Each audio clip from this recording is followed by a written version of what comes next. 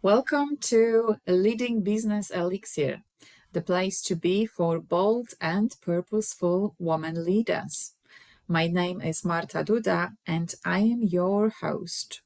The aim for this podcast is to inspire you with timeless wisdom, transformational stories, and profitable business tips so you can define and act on your unique why without fear of failure.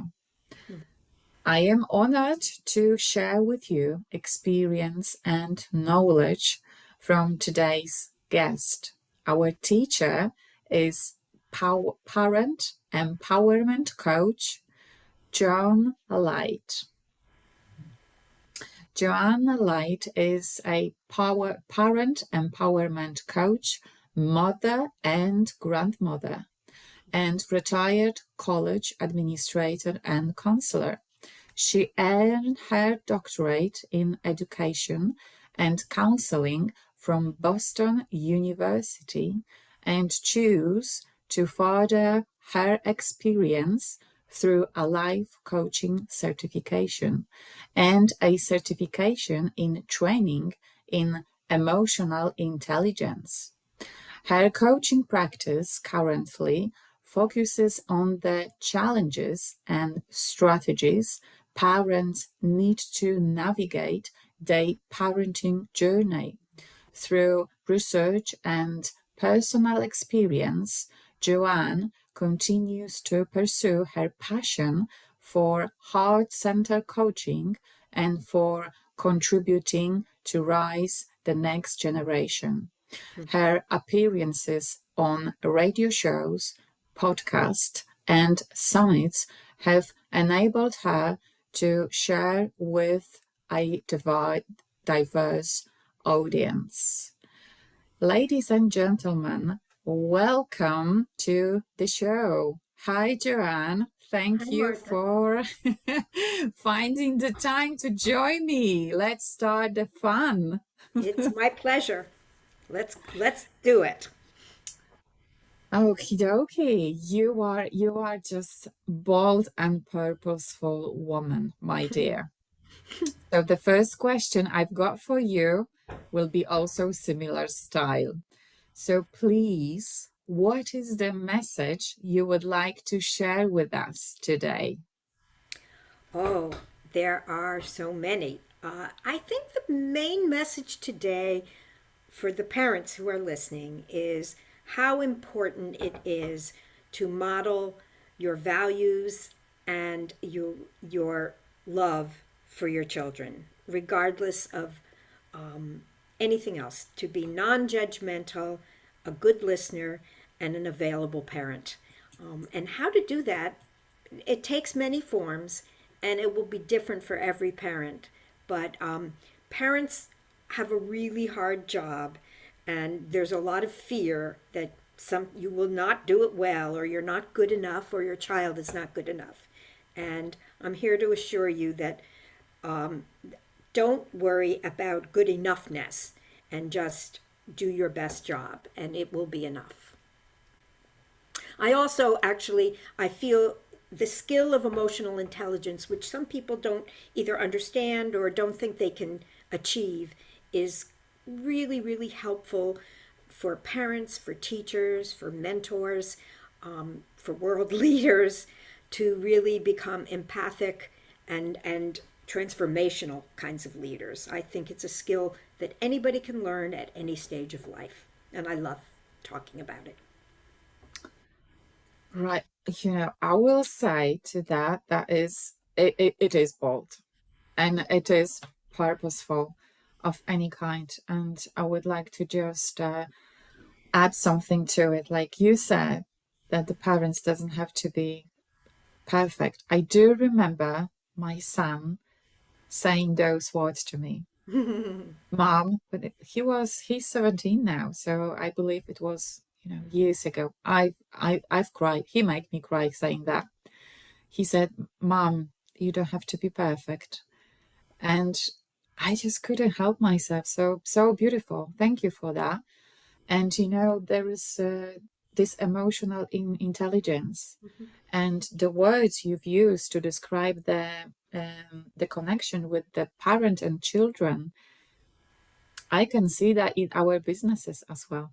We are, as a business owners, we are the parent for our employees, and I think that's huge, especially when this situation is outside the world, which is pandemic since Yeah. long months.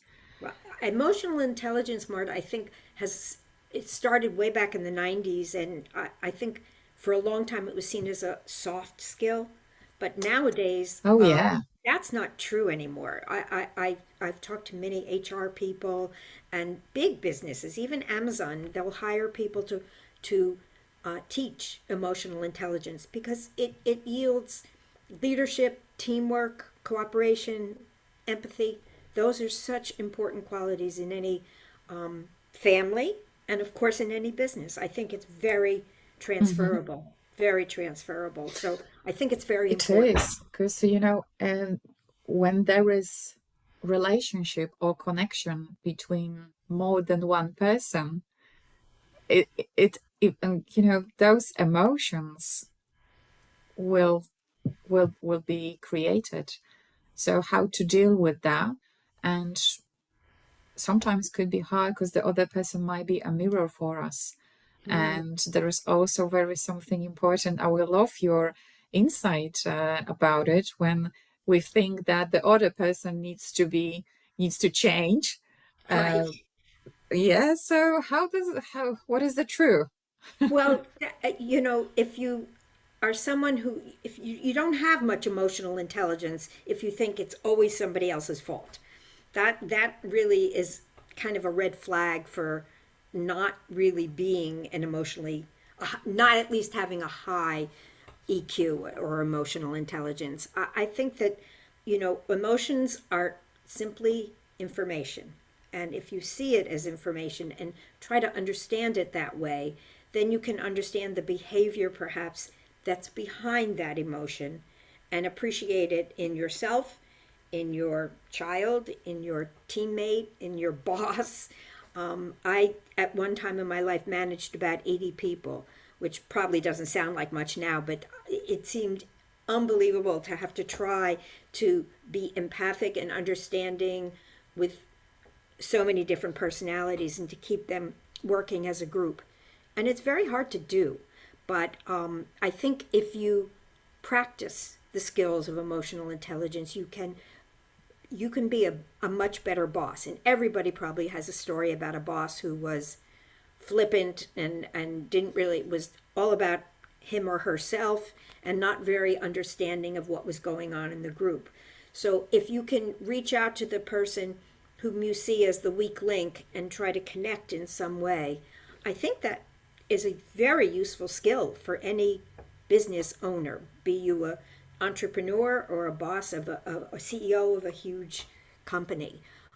Emotional intelligence is simply about being able to recognize, understand the why of emotions, and to label them using lots of different words.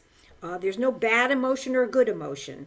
It's it's a multifaceted kind of language, and there are lots of words for emotions. And once you understand your emotions and can label them, then you can express them in the proper context. It's like having the right emotion at the right time. Sometimes being angry is okay, but there are other times where it might not serve the group well or you well.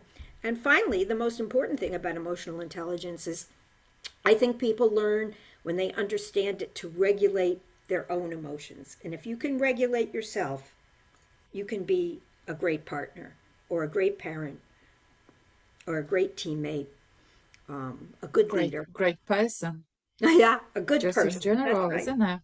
Yes, Yeah. yes. Wow.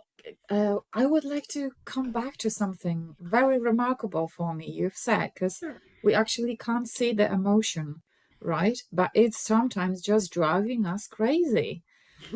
But incredible thing you said that emotion are information. Mhm. So if you don't mind just digging a bit more about it, how we can really relate to that, because it looks like there's a lots of science behind it.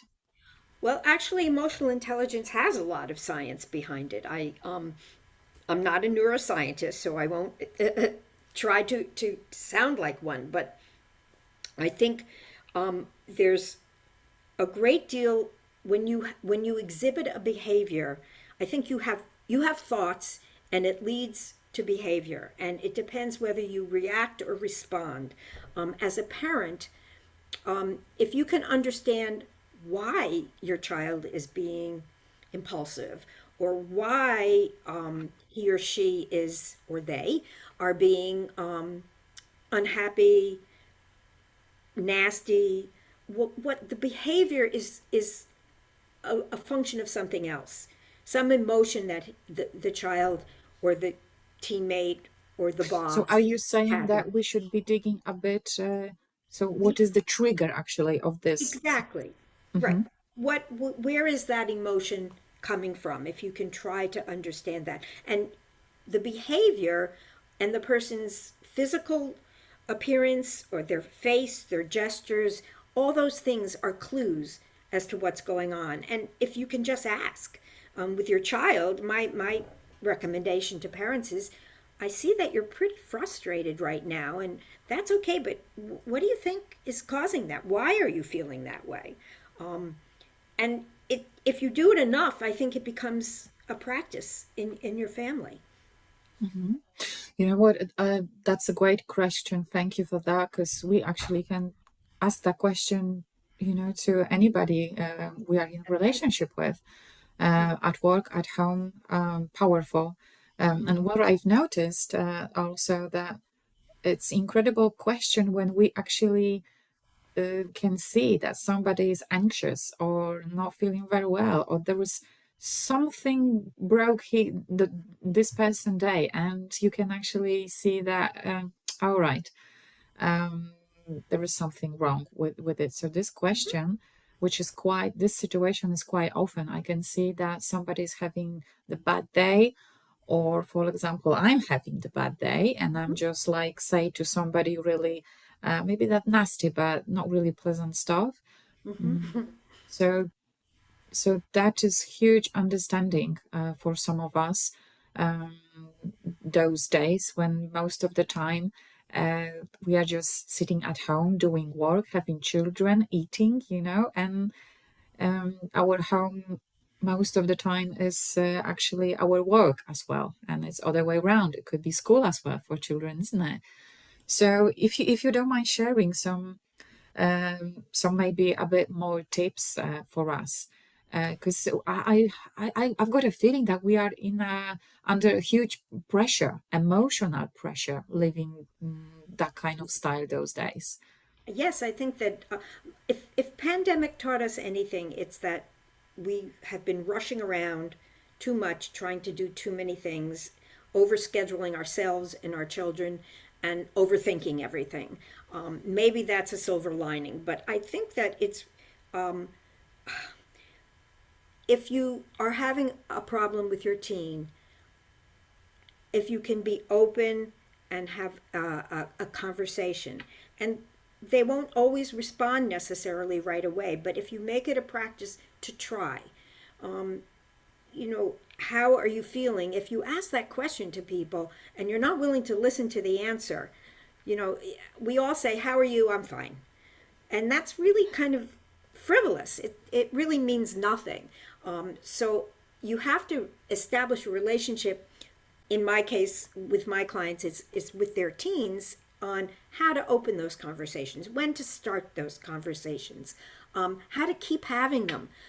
I really believe we need to take our preteens, our 8 and 9 and 10-year-olds, and start conversations about the internet and, believe it or not, sex and drugs, and in an age appropriate way. I think the more you talk and converse and are open with your children, you can help them developmentally go along and trust you. I think know that you love them so much. tell your kids you love them. I think that's a big hint, a great takeaway from this conversation. Don't forget every Mhm. day to tell your child that you love them and love them unconditionally, which is sometimes really hard because sometimes you don't But I like love them at what you are all. saying because I can see not only, parents and children. I can see the workplaces, Sure.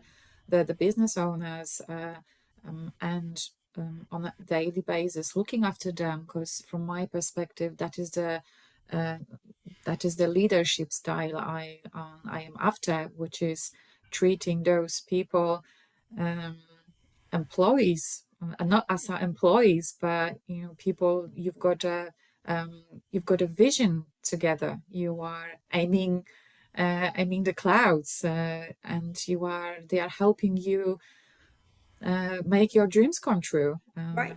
just It's like in a family like a based. family. Right. Yeah, It is. yeah, exactly. So I totally relate to that. So it's incredible, how we can really treat this family as a small business and just practice our business relationships at home. it's, That's a good idea. it's I think that's powerful. a really good idea because if you're Yes.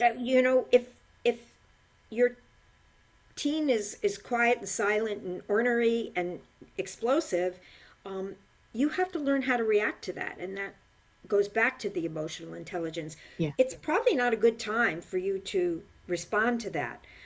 If you engage and start, you know, argument and engage in the argument that maybe your teen is really trying to provoke because they, for whatever reason, something else has happened and you're triggering their response. I say breathe, take a step back, try to be calm. Calm is really, and in the business world I think it's especially important, is try to get a step away from an explosive situation. Breathe, be calm. I've Yeah, I've once said that to someone, that's amazing. walk I away. will just add to it. Yeah, that's one of them. I am constant student of just getting into listen only mode. Mm, So what I've noticed, and I can share, it's about my son. So the more I listen, mhm. the more he's opening to conversation. So I'm not sure how does it look like from your perspective. It's totally working with the people I work with. That's great. I mean, all most parents need to be told, talk only 25% of the amount that Okay. you want to say. So I'm doing great job. You're doing a terrific job, in my opinion. Yeah, Yeah, yeah, because yeah. so what I've noticed, it's incredible to only creating the space for other person to just speak. And what I'm learning as well, just give it 2 seconds before I will speak once again, and they will tell the story, and it's credible. It's so powerful. So you are doing great job, Joanne, and this topic is huge, in a workplace, in our houses, relationships. It's huge. So so amazing.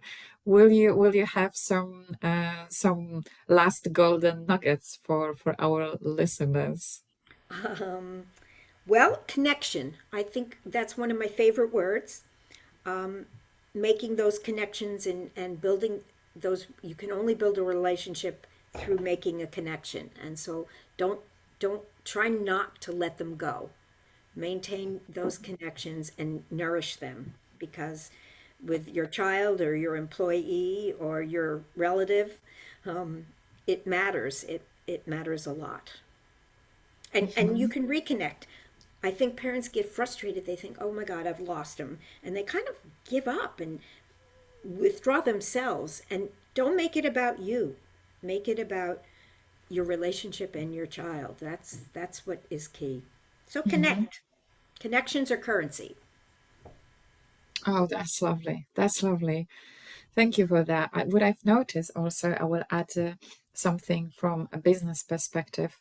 The connection. you've just mentioned. From the business perspective, it's just networking. It's powerful. Oh, It's just what we are doing yeah. today, having this conversation, and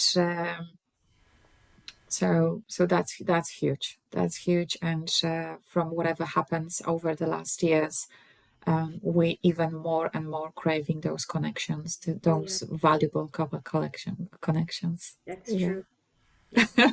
These times, especially. Yes, you're right. I That's agree. incredible. My dear, if there is anybody who would like to follow you, get in touch with you, connect, Connect. what is the best way of doing that? I will definitely link some of the space or platforms you have for us in the episode description. But if you don't mind sharing for those who are only listening to us. Sure. Well, Marta, I'm on LinkedIn and I'm on Facebook, but I love when people just email me directly and we can begin a connection or a conversation. My email is joannehlight.com, and my website is joannehlight.com, and that leads you to all the different places I am. But I can be happy to send you more detailed connection spots. But I'm happy to hear from anyone. I just love talking to parents and trying to help them figure out what they need and where they want to be. That's amazing. We need those wisdoms and people like you, Joanne. So thank you for today, and we will definitely link those platforms and addresses for you in the description. That's great. And so thank you for your time, incredible wisdom. Thanks for sharing.